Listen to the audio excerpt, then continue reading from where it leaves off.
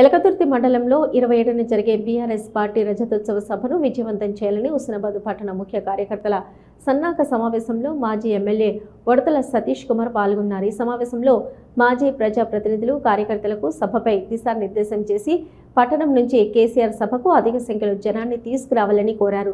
సభా స్థలాన్ని మాజీ స్పీకర్ మధుసూదనాచారి పరిశీలించి విలేకరుల సమావేశంలో మాట్లాడుతూ 27న జరిగే కేసీఆర్ సభకు తెలంగాణ వ్యాప్తంగా ప్రతి ఒక్కరూ పాల్గొంటారని అన్నారు. ఈ సభను విజయవంతం చేయగలరని ప్రజలను కోరారు.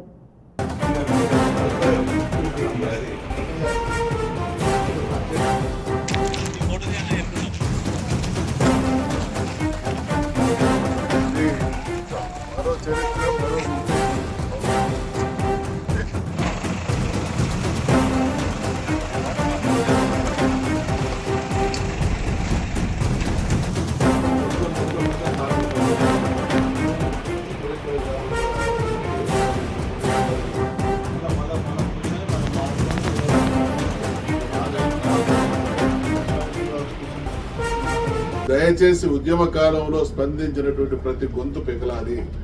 ఉద్యమ కాలంలో ఆ రోజు జై అన్న ప్రతి మనిషి కూడా ఇక్కడికి రావాలి. కేసీఆర్ గారి గొంతుతో ప్రతి ఇంటి నుండి ఒక మనిషి వచ్చి గొంతు కలపాల్సినటువంటి సమయం అనేటువంటి విషయాన్ని మనవి చేస్తా ఉన్నాం. సమాజానికి మేము విజ్ఞప్తి చేస్తా ఉన్నాం.